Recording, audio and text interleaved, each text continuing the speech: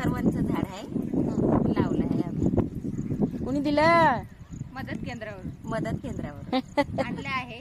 आता ते करवंदचं झाड मदत केंद्रावरून झाड आणलं आहे, लावलं आहे करवंदचं झाड.